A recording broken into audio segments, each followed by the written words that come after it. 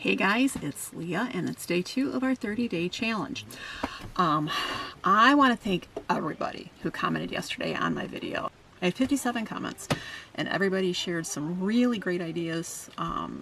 Got my mind rolling. I'm really excited about the next up and coming month of posting videos. I'm going to go down through the comments. I didn't have time to respond to all the comments, but I did read each and every one, and I let you guys know by, doing the heart thing and liking it. So thank you again for that. They were very helpful. Today, one of the things that I wanted to touch base on, one of the viewers wanted to know what it's like to live with 5 males in a remote area. And do I go stir crazy? And actually, it's kind of a combination of several questions from other viewers too. In reality, I am actually a very lucky woman. All of my men folk treat me very well. The feminists would not like to hear this, but they treat me like a lady. And that doesn't mean that I don't do anything or that I don't have to do anything. Quite contrary. Most of my work is women's work. Oh no, feminists, close your ears.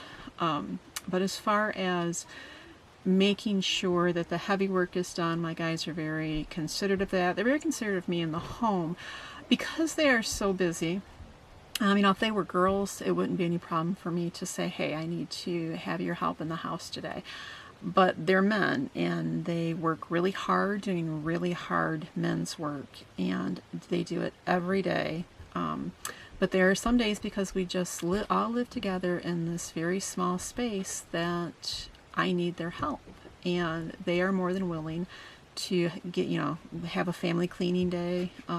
Lately we've been trying to do it to where there's a couple days a week where they give me an hour time to help do some of the cleaning that I don't get to, because again, I do work during the day too as well. I just work from inside the home on our Etsy store and creating other stores. Same saga. I've got the children and the homeschooling and other endeavors that I do that are considered work.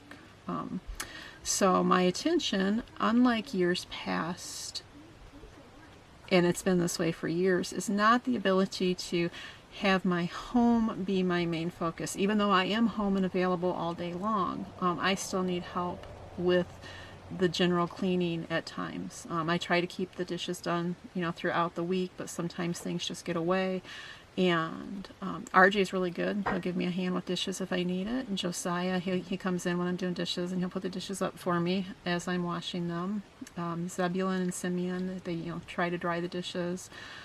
Especially Simeon. Now when I say try, he's only 6, so but they're always willing to help. Ron will, we don't have a vacuum because we don't have electricity, so we have to sweep with a broom, and it does take a lot of physical energy, and so he will come in and help once a week and give it a really good, the rug's a really good thorough man muscle type sweeping. I will take the broom to the rugs regularly, but it's not as deep as he does it. And with dogs, the extra help is really good. So in answer to that question, my menfolk are very sensitive to me. And I try to be in return to them. Like I said, I don't demand too much of their time in here, and I know that if whatever I ask, they are willing to do.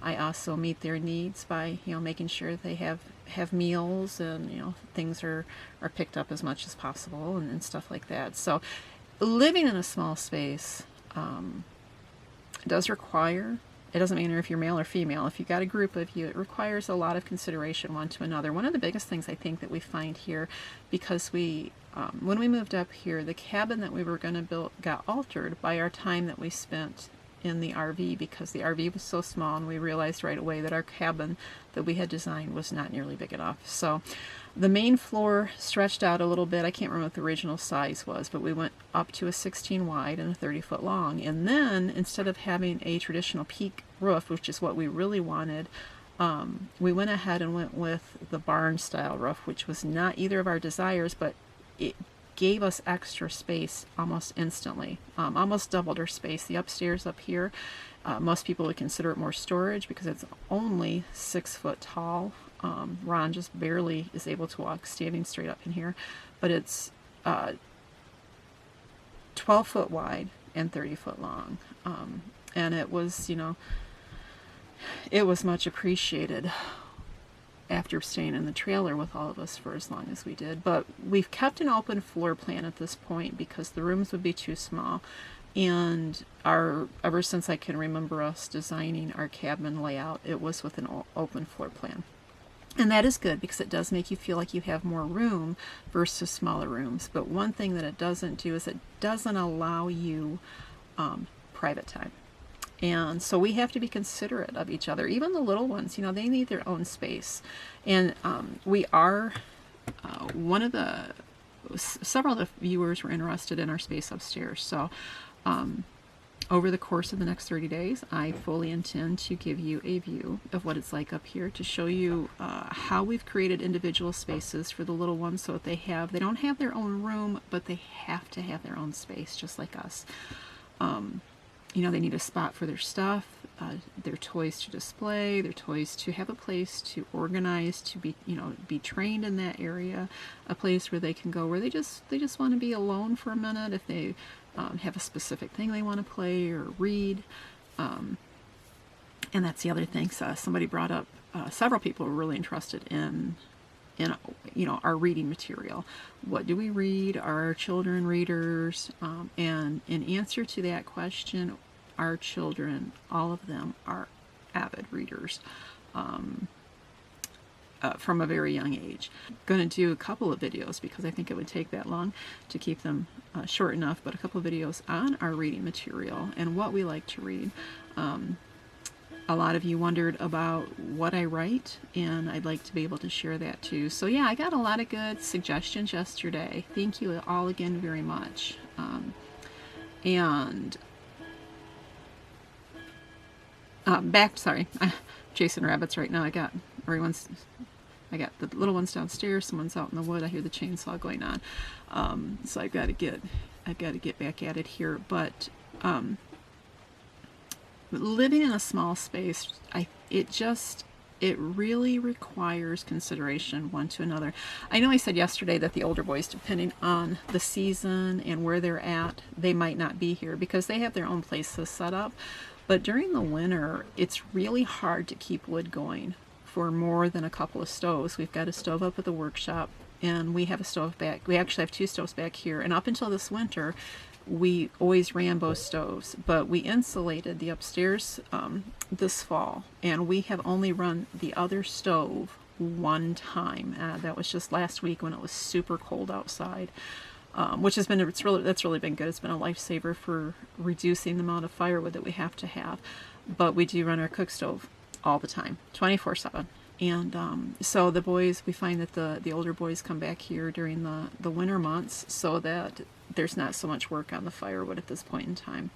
You got to keep in mind, remember, we came up here to raw land, and you know, a lot of people when they do this, they get to totally focus on building at that time. We did not have that privilege, and still do not have that privilege. We had, from the time we got up here, we were still working. We brought our work with us, and we worked almost from day one. So our work consumes a lot of our time, thus stretching out how long it takes us to get something done. Where a lot of people that go up and they go off grid, you know, they don't mind, they might be retired, they might be able to take a hiatus for a while and, you know, get the job done real quick. But that's not been our case. We've had to work and build, and you know, besides building, our home, we've had to tend to animals and move our workshop and adjust things like that. So, and of course, you know, like everybody, we've got to deal with, you know, finances in and out, health, you know, issues that slow you down. So we are seeing that the longevity, we watched a show years ago, and love the show, but one of the guys that was doing it was called Pioneer Quest, and he said he was amazed just how long everything takes. And that is so true. When you're really homesteading and setting up from scratch, and you're not using a bunch of modern tools. I mean, everything, like our cabin, the only thing that Ron used, and he didn't even use it for half of the build, was we talked about this in another video, I can not remember what it is. It's not an air gun, but it's a gas operated gun. It just, you know, it just takes a long time. So with that said, and you know, gathering firewood, this is the first year we've bought it, but we still have to gather some because the wood we're burning is green, so we have to get some of the dry wood out of the forest. It takes a lot, and so we just adapt as the seasons come and go. And right now, the boys find themselves easier work for everybody just to camp out here during the winter months. Now in the spring, I know they're going to be gone, and that's good. We'll all be ready to stretch our limbs and occupy additional space. So let's see what else. You know, the video about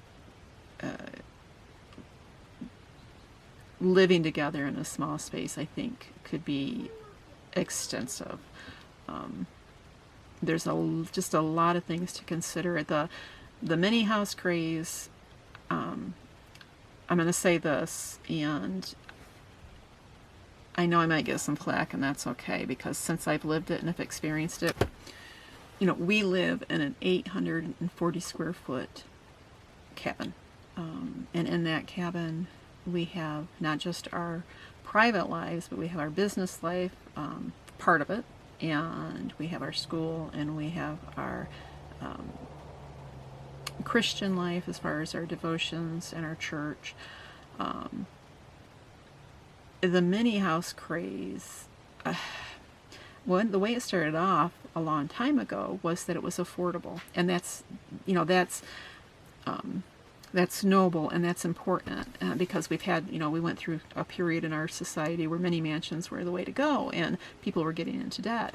Well, then what happened was many people saw a way to make money off the mini house craze, and some of these mini houses that I've looked at are absolutely outrageous. They are more than the first house that Ron and I bought back in 1991, which was a good size house. And the purpose of why it started is no longer the reality of why it is, and a lot of people that are jumping on it are doing it out of what's in, what's trendy right now, and they don't stop and realize that there is a real adjustment. If you're not ready for the real adjustment of a mini house or a small house, it can be startling if you're just doing it out of off of a whim or a trendy issue. I totally disagree with the mini house minimalist idea that, I've seen a lot of people do their mini homes, and like they've got exactly one plate for each person in the home, and the kids have, if there's kids in the home, they get exactly 2 sets of clothes and maybe 2 toys, and I feel like that's kind of contradictory to what home is supposed to be. Home is supposed to be a place not where you hoard, not where you have to have excess, but where you're comfortable and where you feel you belong, and where you know that you can go, and what's important to you. And I know people are going to say, well, if it's material things are important to you, but we connect, you get family pictures, you get family memorabilia, you get special things given to you, they're important to you, and when you have to, I guess, just strip down to not being able to keep that stuff for the sake of a mini home, which is not any cheaper than anymore. I don't know. I think the point is wrong. The perspective is wrong. So, do I think that?